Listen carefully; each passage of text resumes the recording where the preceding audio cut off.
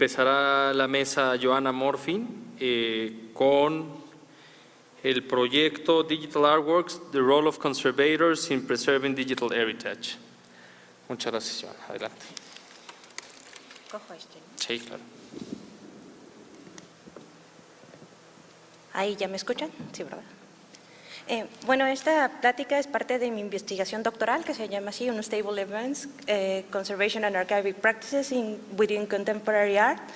Y es una investigación que sigue como modelo una cosa que se llama investigación a través de la práctica, es decir, yo primero me relaciono con el artista y trabajo en instituciones culturales y a partir de esa experiencia genero mi escrito de tesis.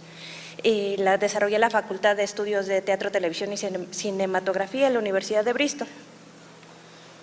En esta tesis lo que me interesaba investigar era el papel del conservador al enfrentarse a obras que son efímeras, temporales o tecnológicas y cómo deberíamos cambiar nuestra metodología y nuestra práctica para preservarlos.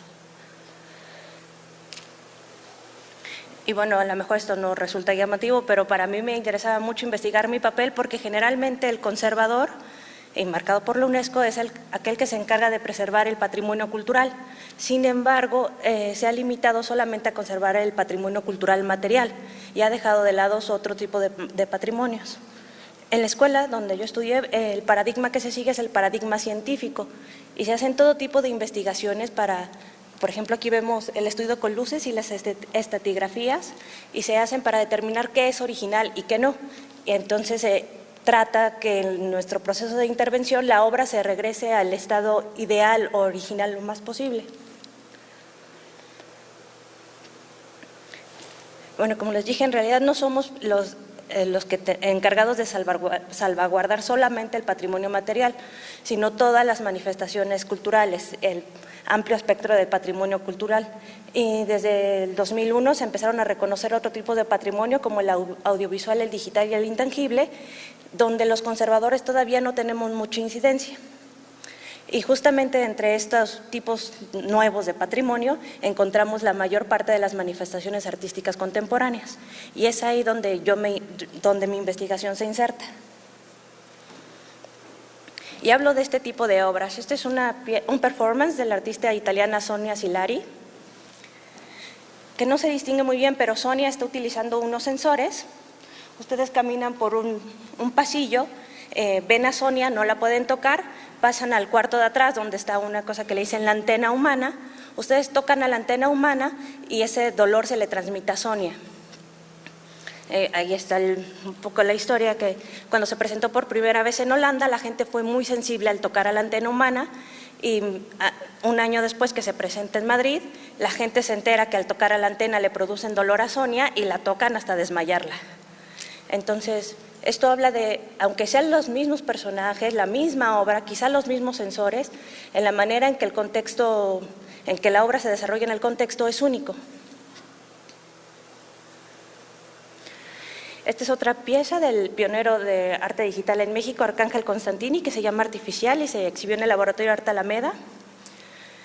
Y las imágenes no hablan muy bien de lo que es la pieza, pero tú te parabas en una proyección que era de imágenes random todo el tiempo y una vez que te colocabas un Doppler fetal que bajaba del techo, esas imágenes empezaban a a coordinarse con la forma en que tu corazón late y las imágenes se iban proyectando en manera igualitaria a tus latidos.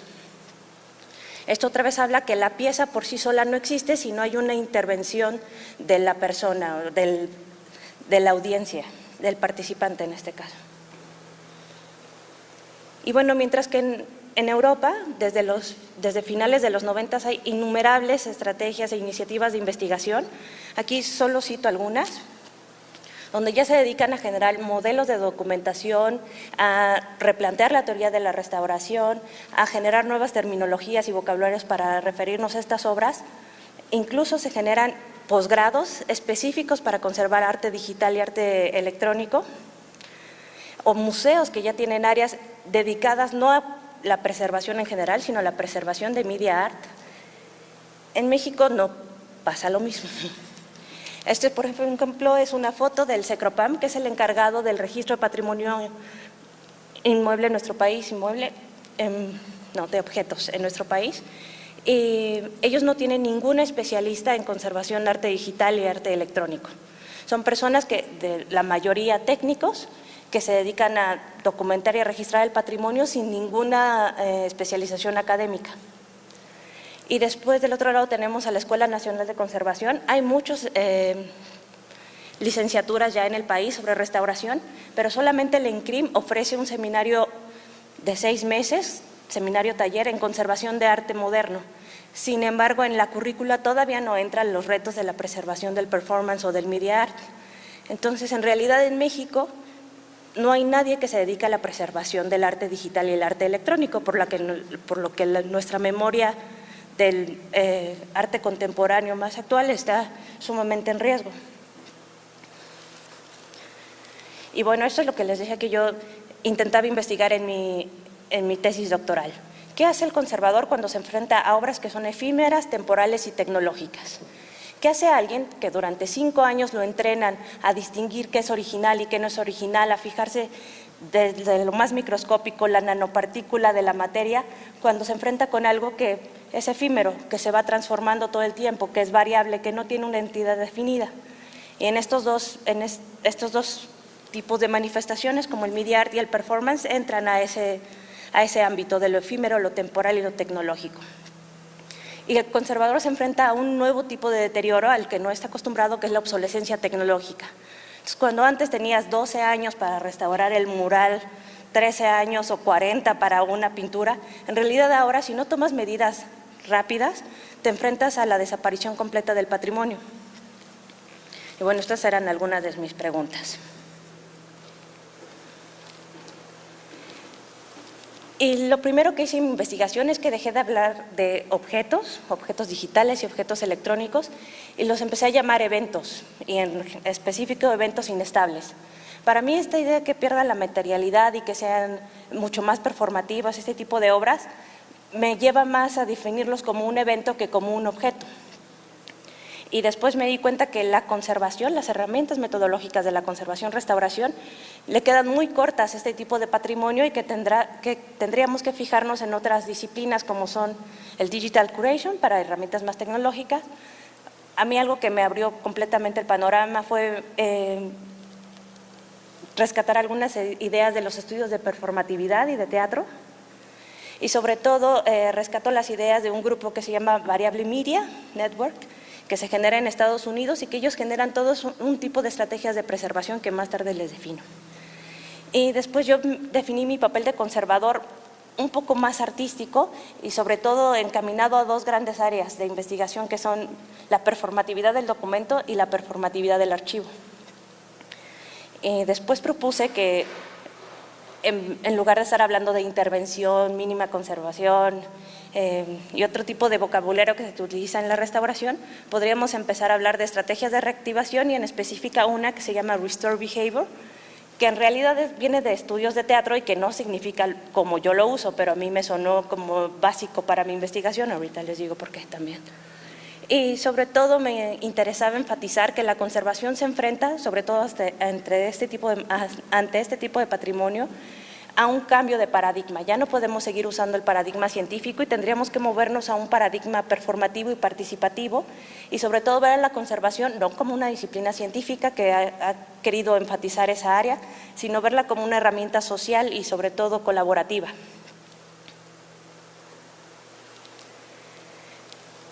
Y bueno, del lado izquierdo, estos son los preceptos que maneja la restauración, y por lo que yo decidí no llamarle objetos a estas manifestaciones, sino llamarles eventos. Porque un objeto está definido desde su materialidad, generalmente se habla de objetos singulares, desde el área de conservación, por supuesto. Se define solo por un creador o un autor. Después siempre está el mito de la autenticidad material, lo que es auténtico y lo que no es auténtico se elimina y se intenta regresar al estado ideal de la obra, y sobre todo el trabajo del conservador todo el tiempo es asegurar la permanencia de este estado ideal de las obras. Y todos esta forma de pensamiento no aplica para obras que son transitorias, múltiples, variables, reproducibles y repetibles. Entonces, lo que decidí es rescatar de los modelos de las estrategias que les presenté al principio, un modelo de documentación del variable media art, que ellos dicen que las obras tendrían que entenderse no solamente por su materialidad, sino por cómo se comportan, si se comporta performativamente, bueno, y ahí manejan una serie de comportamientos, si tiene que ser instalada, si tiene que ser en código, en red. Ellos le llaman a este tipo de obras behavioral artworks, y a mí me gustó mucho más esa manera de entender el objeto artístico y que se encamina más a esta idea de preservarlos como eventos. Para ellos es imprescindible la entrevista con el artista, es otra cosa a la que el conservador no está acostumbrado. No vamos a hablar ni con los mayas, ni con los olmecas, ni con nadie. Entonces lo hacemos medianamente, por eso nos defendemos mucho con el paradigma científico, porque nos permite decir que nuestras acciones son válidas porque estamos respetando al original. Entonces el ecosistema de la conservación empieza a cambiar notablemente cuando tenemos la incidencia del artista ahí. Y sobre todo empezamos a manejar otras estrategias de preservación que son mucho más tecnológicas, el almacenamiento, que parece una tontería, pero es el que más se utiliza en las instituciones culturales. Ellos tienen un video y lo almacenan y después de 40 años se dan cuenta que el formato ya no se puede leer, que es obsoleto, pero siguen utilizando esa estrategia porque les ha servido con otro tipo de manifestaciones culturales. Mientras los tengan bien almacenados, con humedad relativa controlada, toda contaminación controlada y demás, ellos piensan que van a permanecer, pero como no son familiares con el concepto de la obsolescencia tecnológica, a pesar de que la cinta se mantenga estable, en realidad los contenidos ya no se pueden acceder, ¿no? Y después estas tres que son la migración y la emulación, que hablaré más tarde, y una a mí que me interesaba mucho era la reinterpretación, cuando lo liberas de ser fijo, sino que se puede mover, y hablaré de la reinterpretación también. Y bueno, para explicar estas ideas, yo trabajé con este caso de estudio que se llama AI de 1993 por el artista holandés Bill Spinghoven. Y este proyecto se hizo dentro del marco de un proyecto que se llama Obsolete Whitman. Los europeos, como les digo, están muy preocupados por preservar su patrimonio electrónico y digital y generan todo tipo de iniciativas de investigación. Se juntan 3, 4 museos, sacan cada quien una pieza y se ponen durante un año a investigar todo lo que pueden rescatar y de ahí generan lineamientos para otras instituciones. En este caso tuve la oportunidad de trabajar con Gaby Weiners, que es una de las pioneras de la preservación electrónica y digital, y Hannah Holling, que también es una muy buena conservadora y que fue directora del ZKM de la parte de conservación. Y bueno, la pieza parecía muy sencilla. El artista en los 80s, cuando era joven, se sacó unas fotos de su ojo, cerrado o abierto, después filma las fotos, escribe un código, de ese código modula la computadora para que pueda leer el código mejor, a mejor velocidad, y lo que hace es lograr esta pieza, que ahorita no llama mucho la atención, pero en el 93 esta obra, la gente hablaba por todas partes, escribía en el periódico, ¿ya vieron el ojo que nos sigue? El Netherlands Media Art se cambia de sede y decide poner esta pieza en su ventana para atraer a más personas. Esta reacción a mí me encanta.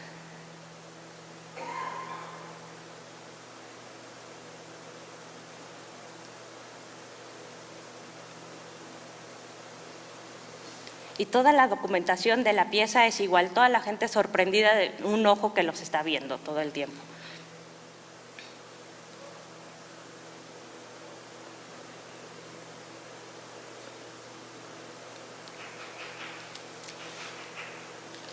Y bueno, decide, se vuelve a cambiar de sede del instituto y de manera icónica decide volver a presentar la pieza. Este instituto es un instituto de distribución, aunque hacen investigación de preservación y tienen un área de preservación bastante grande, ellos en realidad no tienen colección. Ellos tienen una lista de artistas con una lista de obras y un catálogo en línea, y cuando alguna otra institución les pide esa obra, contactan al artista y rescatan la obra y la presentan otra vez. Que esta estructura de institución cultural también sería muy interesante en México, porque en México generalmente no hay colecciones de arte electrónico digital, pero tampoco se le da distribución ni se preserva, porque como no coleccionan, no se sienten responsables de preservar. Y bueno, esto es a lo que me refería de llamarles no objetos, sino eventos inestables. La primera que intenta hacer la hace en el 92. Para el 93 mejora un poquito el software y se la vende a 2 instituciones. Entonces hace una para NIMC y otra para Dartmouth Institute. Entonces ya ahí no sabemos si son 2 II, si es 1, versión 2, para él son las mismas. Para el 94 ya hay 3 versiones que están caminando, una en Japón, una incluso en México, otra sigue en Holanda en el instituto, y así a lo largo de su existencia material, la obra va modificándose. Cada vez que se instala en un lugar, se instala de manera distinta. Si no sirve el software, él le modifica algunas cosas. Si se descompone la computadora, la vuelve a arreglar. O sea, todo con una idea de lo que me interesa es un ojo que siga a la gente, no ni que sea la computadora original, ni el software original, nada. Y esto hace hablar ahora, para estudiar los eventos inestables, a partir de una biografía. Ya no podemos hablar de una obra que se mantiene fija en el tiempo, sino una obra que se va cambiando todo el tiempo y que estas distintas variabilidades les podemos llamar trayectorias, como Bruno Latour bien anuncia, y que cada trayectoria implica un contexto distinto, una forma de experiencia distinto, y que entonces deberíamos documentar cada evento inestable de la pieza. De otra forma, solamente tenemos una idea fija de lo que era en el 92 o en el 97, donde se haya hecho la documentación y no entendemos todas las variables que ha tenido la pieza. Bueno, aquí 2 citas que me gustan. La primera viene del mundo de performance, donde se dice que sí, el evento es único y irrepetible, pero tiene algunas características que permite que se repitan. Y ya incluso en performance ya se está, con Marina Abramovic y con toda esta generación, ya el performance ha dejado de ser tan efímero como era, ya es una serie de instrucciones que se pueden repetir no solo por el artista, sino por otro tipo de actantes, ¿no? Entonces, de ahí es interesante rescatar estas formas de transmisión, cómo ellos han logrado que perviva el performance y el arte de performance si no tienen una instancia material. Sería interesante rescatar todo eso desde el área de conservación y buscar la permanencia de nuestro legado digital, electrónico e incluso intangible a partir de esas estrategias de transmisión que no tienen nada que ver con la permanencia material. Y lo más interesante para mí es rescatar el contexto. No documentar, no sé si vieron, lo de Arcángel, que la pieza es muy escultórica, no se ve cómo interactúa la pieza, se pierde eso cuando se hace la documentación. Les interesa que se vea bonito, que se vean las luces, pero no cómo funciona y cómo se comporta la obra. Entonces el conservador debería empezar a generar modelos que documenten el comportamiento de la obra y la experiencia de la obra, que cada vez es distinta.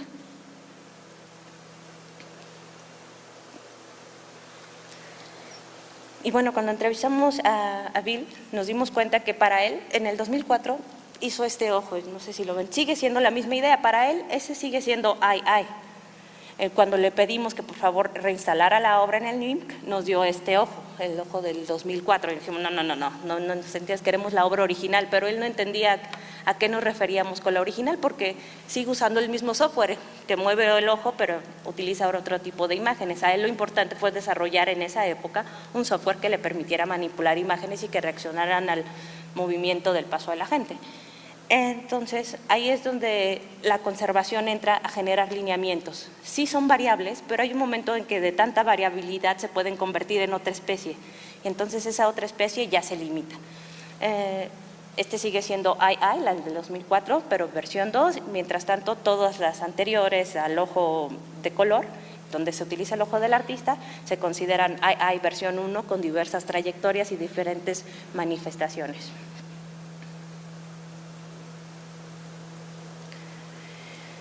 Y bueno, cuando le dijimos este no es el que nos interesa, el ojo de color, queremos el II original, pues nos dimos cuenta que la obra en realidad ya no existe, como muchas de las obras electrónicas y digitales, que el objeto, el evento ya desapareció y lo que existen son ruinas y restos. Entonces él tiene el software que utilizó, unos restos de la computadora que utilizó, algunos elementos que utilizó para el display, pero no los considera ni únicos ni repetibles, los tiene ahí guardados porque los fue utilizando en en otras instalaciones. También estas obras permanecen o se transmiten a través de un legado documental. Muchas veces este legado documental también con bases tecnológicas, entonces ya es obsoleto e inaccesible y no podemos recuperar todos los registros de la obra. Tenemos también distintas miradas, la documentación que genera la institución, la documentación que genera el artista, y no muchas veces, algunas veces son complementarias y muchas veces son contradictorias. Entonces, el conservador se enfrenta a eso, a dos puntos de vista igual de importantes, la institución que se dedica a preservar la obra y a distribuirla, y el artista, que es dueño intelectual de la obra, que tienen miradas diversas como de cuál es la esencia de la pieza. Y a mí lo más importante, lo que más me gusta es rescatar la memoria, que muchas veces se pierde en el área de conservación al utilizar este paradigma científico. El objeto te dice toda la verdad y tú no necesitas complementar esa verdad con la postura de nadie, mientras que tengas al biólogo, al químico y al físico que te dicen esto es y este es el original, ya no necesitas lo demás. Pero como estas obras son tanto de experiencia y viven en tantas formas que es necesario rescatar la memoria, principalmente la memoria artística, pero también la memoria de todos aquellos que participaron en el evento. Sin la memoria artística, por ejemplo, este tipo de obras es súper complejo de preservar el comportamiento original, porque ellos saben a qué distancia, cómo se movía, la velocidad, el sonido, cosas que la institución va perdiendo poco a poco que otras personas no recuerdan y el artista lo tiene muy vivo generalmente. Y aquí es donde me refería que el conservador puede utilizar las estrategias artísticas de Performing Archives o Performing Documents, porque lo que tiene que hacer es justamente recuperar toda esa documentación, desde la física hasta la experiencial, la memoria, y generar una reactivación de algún evento de ese II. Entonces, pues nosotros recuperamos toda la información que pudimos, hicimos una performatividad de esa documentación y restauramos el comportamiento de la pieza. Entonces, aquí ven, de allá es la pieza original y de este lado es una versión emulada del II. Y bueno, esto nos sirvió para generar otro tipo de ideas dentro de la conservación. Primero, que si hablamos de materialidad no tendremos que referirnos a objetos o eventos y que tendremos que empezar más a registrar historias y contextos más que el objeto en sí, ¿no? Después, que no estamos hablando de un objeto singular, sino de variabilidad, multiplicidad y trayectorias. Una idea muy interesante que saca también Bruno Latour, que habla de que en esta idea de network, de sociedades en red, podríamos hablar de actantes que son humanos o no humanos, y para mí es muy importante rescatar esas dos versiones, o sea, los dos son tan importantes, el impacto humano que tiene y las herramientas tecnológicas que utilizan. Y después, no hablar de la autenticidad material, sino de la autenticidad de la función social y la autenticidad artística, que respete la intención de la artística y que la obra se siga comportando igual. Si cambiamos la computadora o cambiamos el software, que evidentemente lo tendremos que hacer tarde o temprano porque nos enfrentamos a la obsolescencia tecnológica, que se respete siempre la intención del artista. Y la idea de la permanencia no como regresar al estado ideal del objeto, sino justo agarrar la variabilidad intrínseca de este tipo de manifestaciones para promoverla, seguir, y si hacemos algo que siga variando, que documentas y después reactivas, en esa variabilidad y en esa cambiabilidad asegura su permanencia, una permanencia a través del cambio. Y después entender la documentación no como esta imagen fija que mide 20 centímetros, las dimensiones, sino hablar de una documentación siempre en proceso, activa y múltiple, que contemple a los diferentes actantes, desde la institución, la obra en sí, las tecnologías ocupadas, el artista y la gente que participe en ella. Incidir y rescatar esta idea de memoria social que la restauración, por lo menos en el arte contemporáneo, no lo rescata. Y bueno, a mí también me interesa compartir esto nos enfrentamos a un nuevo ecosistema de la conservación donde la colaboración no es a ver si queremos, la colaboración es parte fundamental de la tarea de preservar el arte electrónico y digital, que es importante documentar la experiencia, pero no dejarla ahí en un documento, sino reactivar esa experiencia. Si nosotros hubiéramos podido rescatar toda la documentación de II, y no hacer la reinstalación, y entonces quedaba lo mismo, documentación que está bien almacenada y ya toda preservada, digitalizada, pero la gente no va a tener la experiencia de conocer AI. Entonces, al reactivar esa documentación y reinstalar la pieza, generamos nuevas experiencias. Y una herramienta que yo utilizo muchísimo es el Variable Media Questionnaire, que justamente nos ayuda a pensar en el futuro de estas obras. Si se va muy lejos, desde cuando ya no existen las computadoras, ¿qué podemos hacer? ¿Qué tanto puede cambiar la obra sin convertirse en otra especie? Esto es lo que investiga el cuestionario. Y bueno, mi hincapié es en que la restauración está en un momento en que debería definir. En arte electrónico y digital resulta muy evidente que tendría que cambiar la conservación, pero estos cambios se deberían de dar en todo tipo de patrimonio. O sea, el patrimonio arqueológico también debería considerar la memoria social y debería considerar este tipo de actantes. Entonces necesitamos generar nuevas guías y nuevos tipos de pensamientos en modelos que dejen atrás la verdad científica y que incluyan otro tipo de metodologías como la performativa y la participativa. Esta idea que manejan mucho los holandeses de crowd conservation y también los gringos, bueno, americanos, no, con mucho cariño, es la participación de la sociedad. Ya hay museos que le piden a la sociedad, cuando ellos hacen visibles sus colecciones en línea, que genere contextos, que diga qué siente de la pieza, si la conocieron antes, si tienen una fotografía, todo eso que antes no se rescataba porque el conservador se limitaba a estar encerrado en su laboratorio. Ahora con herramientas digitales es más fácil ir generando otro tipo de redes y mucho más influencia en cómo se preserva el patrimonio a partir de lo que requiere la sociedad. Y sobre todo acercar nuestra disciplina. Siempre nos hemos acercado a disciplinas científicas, pero quizá podríamos empezar a acercarnos a los estudios de performance que hablan de estos modelos de transmisión que no se basan específicamente en la materialidad, y sobre todo también a esto de Manovich, que el software take commands. Ahora que estamos digitalizando todo nuestro patrimonio y que la mayoría de las obras que producimos, sobre todo en el arte contemporáneo, tienen una incidencia tecnológica, tendremos que empezar qué tanto nos domina el software y qué tanto nosotros podemos dominar todas estas herramientas utilizadas por los artistas. Bueno, estas son algunas conclusiones. La estrategia que se ha utilizado es la documentación, pero entra otra vez en el círculo vicioso. Ahora todo se documenta con tecnologías 3D, video digital y demás, que se van a enfrentar igual a la obsolescencia tecnológica. Y si en México no hay conservadores para arte digital, para generar una política de preservación digital en la documentación de los conservadores, menos. Tenemos un gran riesgo de que se pierda todo nuestro patrimonio digital. Suena dramatiquísimo, pero de verdad no hay especialistas y lo que están haciendo son los artistas, que son los que saben. Ellos preservan sus obras y entonces les pasa como Bill Spinhoven, que es otra obra que ya no se parece nada a la primera, pero para ellos es una forma de preservación. Entonces podemos perder todo ese hilo conductor si desde ahorita no empezamos a preservar nuestro arte digital o nuestra memoria del arte digital. Hay una falta de sensibilización grandísima. En la escuela, por ejemplo, en la escuela de restauración, este seminario que les digo que se da, no quiere incluir al arte digital, les da miedo. El arte electrónico digital lo ven así como una especie aparte que no quiere nadie tocar. Entonces, si en el único lugar donde se podrían generar estrategias de preservación y gente que se dedica a eso, especialistas dedicados a eso, no se quieren acercar, no sé hacia dónde va el futuro del arte. Las instituciones y conservadores literalmente no saben cómo preservar el arte en medios tecnológicos. Se tienen que acercar al creador y entonces se pierde, como les digo, se pueden perder en estas especies nuevas. Sobre todo que en México y en Latinoamérica en general no existe un grado, así como en los alemanes o los holandeses o los americanos.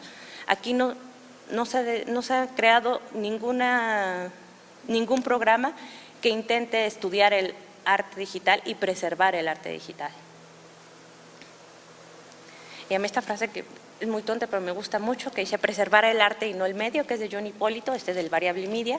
Para mí es muy importante porque sí es un reto tecnológico, pero también es un reto social y a lo mejor podemos superar el reto tecnológico, pero si no empezamos a incluir y no empezamos a cambiar nuestra forma de pensar desde el área de conservación, nos enfrentamos a la pérdida del arte. Si me quieren seguir, y agradecimientos a mis grandes maestros sin los que no hubiera podido hacer nada. Muchas gracias. Muchas gracias, Joana. Desafortunadamente, Valeria Vitale y Sara Grossing no llegaron a la mesa. Entonces, por eso también extendimos un poco, flexibilizamos los tiempos para que pudiera hablar un poco más Joana. Y en representación de Inc. Research Group va a estar Miriam Peña, tampoco nos acompañan Ernesto Peña, Mónica Brown y Teresa Dobson. Entonces será Miriam Peña, que ya todos conocen ampliamente, platicándonos sobre el tema es rastreando la alfabetidad visual. Bueno, parece que lo del día de hoy para mí es decir, por favor, el hashtag 2HD y a Ernesto Pena, por favor, las preguntas, porque yo solo vengo a leer el paper. Bueno, vale. En el artículo de 2013, Let's Bring the Polymath and Dabblers Back, publicado en la revista digital Wired, Tony Brusseri afirma que la revolución científica y la adopción de sus métodos por la academia terminó por generar silos sobre especialización de conocimiento en prácticamente todos los campos de estudio. Esta falta de interdisciplinaridad ha sido ampliamente reconocida e incluso se ha tomado ciertas medidas para compensar esto que podríamos considerar una desventaja de la aplicación del método científico.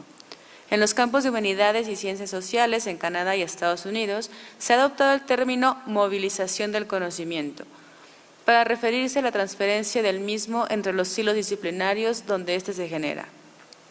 A la brecha entre investigación e implementación y las políticas que la respaldarían, el mismo término, de hecho, esta es una cita de Levin, perdón, de hecho, se podría asumir que la postura del principal organismo de promoción de investigación en ciencias sociales y en humanidades de Canadá en relación a la movilidad del conocimiento podría ser un síntoma de su relevancia.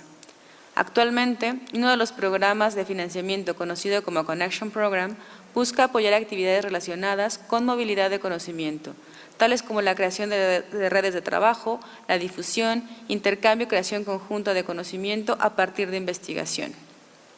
Algunos estudiosos de este reciente campo de estudio, como Ben Levin, han identificado precisamente a la falta de interdisciplinaridad inmanente a la naturaleza sobreespecializada de la academia moderna, de la que habla Brusseri, como uno de los principales retos en la transferencia de conocimiento entre disciplinas y de productores a usuarios. Y han teorizado y puesto recursos para liberar el flujo de conocimiento.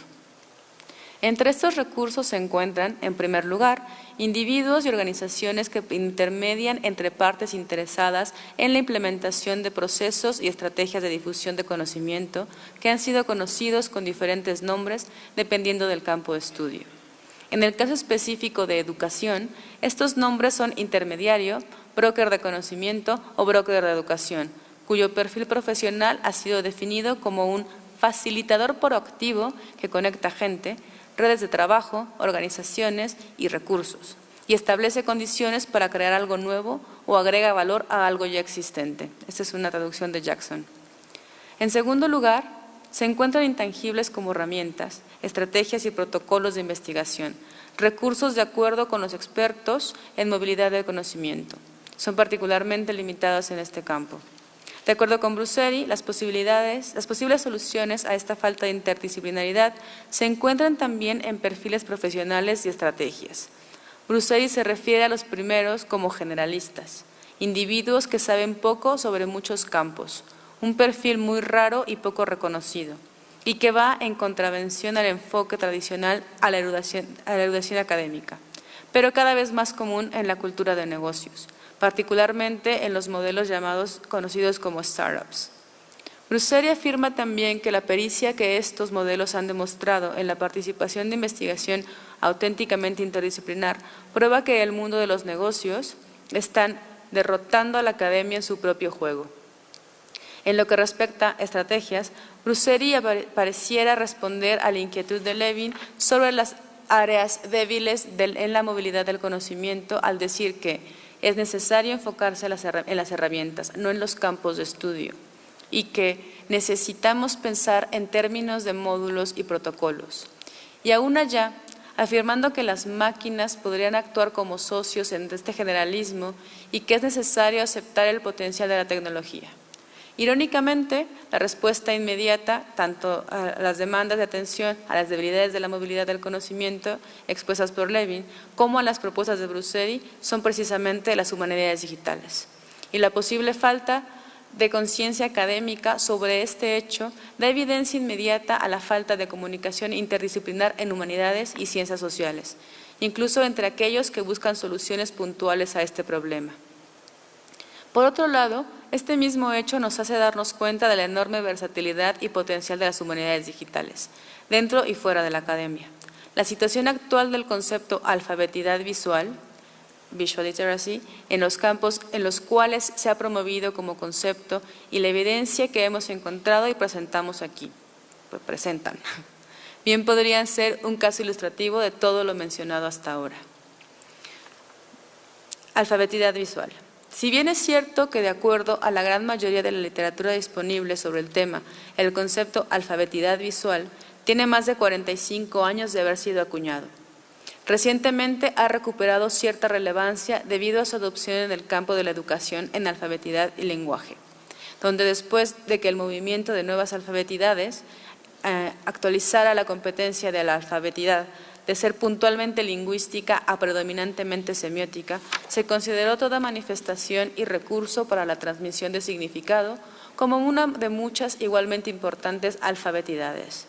Y se renovó también la urgencia para el desarrollo de pedagogías orientadas a la enseñanza de las mismas, la visual entre ellas.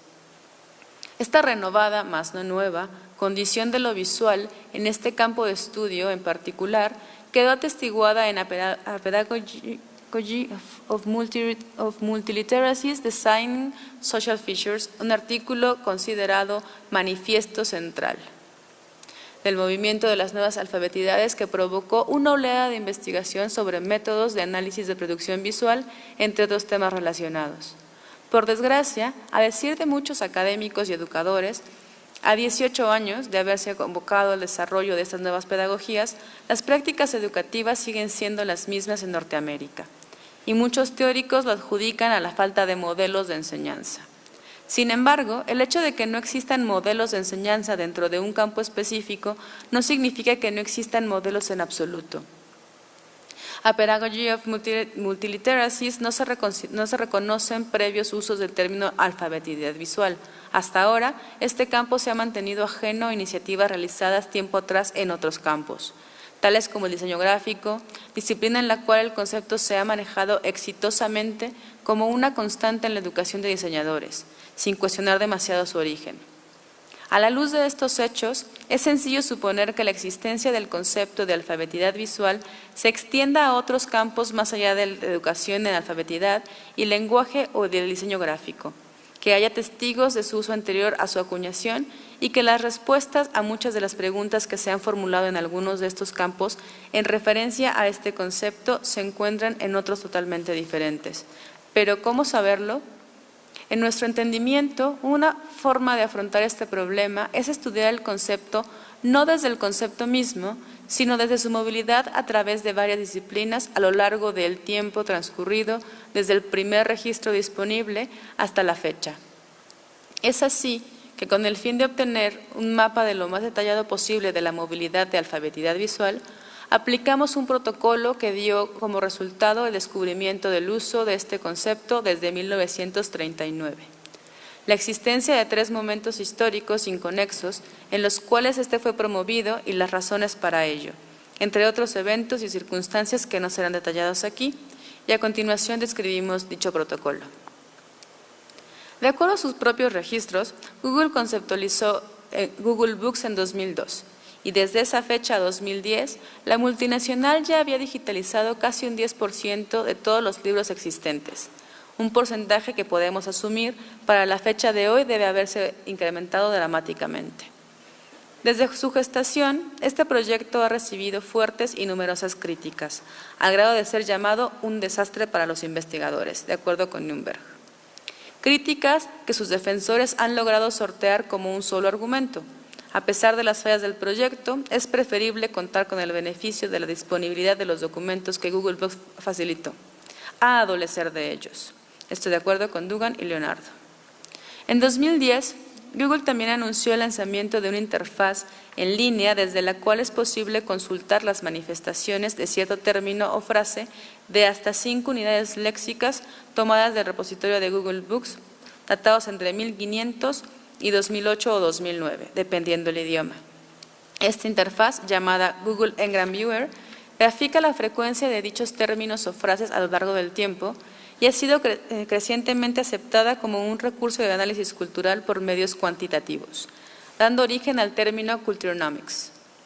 Un recurso que arroja lo que se ha considerado como un nuevo tipo de evidencia en la investigación de humanidades, de acuerdo con Cohen. Google Ngrams es el punto inicial del protocolo que describimos aquí y que se siguió para hacer el mapa de la movilidad del término y concepto de alfabetidad visual. Una primera búsqueda del término Visual Literacy en Google Ngram Viewer arrojó resultados aparentemente consistentes con la premisa ampliamente aceptada de que el término fue acuñado a finales de los años 60 y se desarrolló a partir de allí. Sin embargo, un ajuste en la granularidad del despliegue de los resultados y un acotamiento del periodo de búsqueda mostró incidentes aislados a partir de mediados de los años 40 y a lo largo de las décadas subsecuentes previas a los 70, lo cual se explicaría con la popularización de la televisión en el periodo inmediato al final de la Segunda Guerra Mundial. Sin embargo, Ngram Viewer registra incidencias anteriores a este evento, algunas incluso a principios del siglo pasado. Esta etapa del protocolo provee un panorama general de la posible frecuencia de incidencias de un determinado término a lo largo de un periodo de tiempo determinado, lo cual podría describir la popularidad histórica de un determinado concepto en la literatura hecha disponible por medio de Google Books, pero no promueve un contexto para estas incidencias.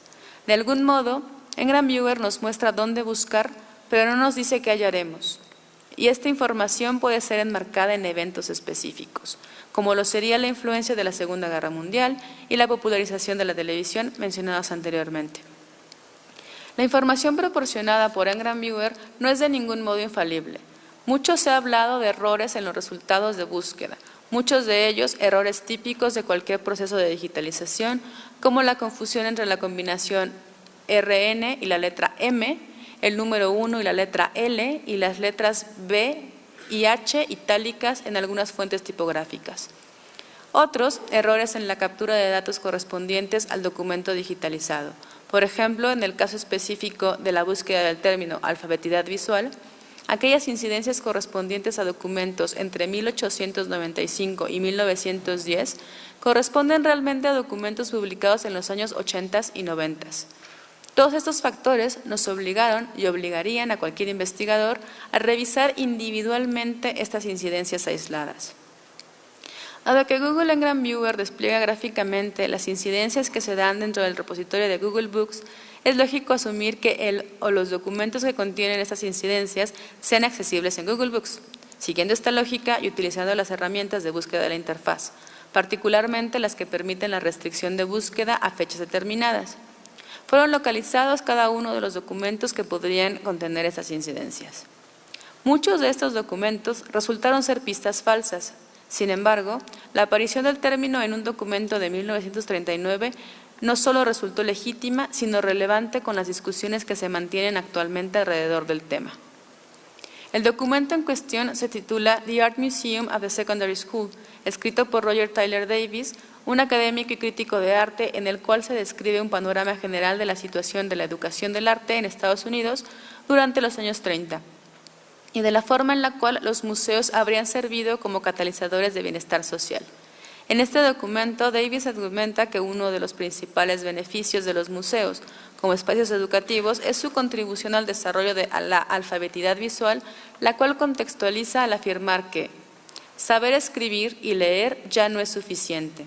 Son necesarios muchos tipos de alfabetidades para tomar parte del mundo de forma responsable. El poder de la observación entrenada que constituye la alfabetidad visual es esencial, y el ejercicio y entrenamiento de la percepción visual es una preocupación de la educación en escuelas preparatorias, como lo es de los museos. Fin de la cita. Por un lado, el descubrimiento de este documento pone en entredicho nociones ampliamente aceptadas, como la asociación directa de la alfabetidad visual con tecnologías como la cámara fotográfica o la televisión. Por otro lado, este documento sirvió de punto de partida para un mapa de la movilización de este concepto a lo largo de 75 años, uno que nos permitirá considerar todos los puntos de vista posibles y que presentamos aquí como el principal producto de este protocolo, aunque no el único posible. Gracias.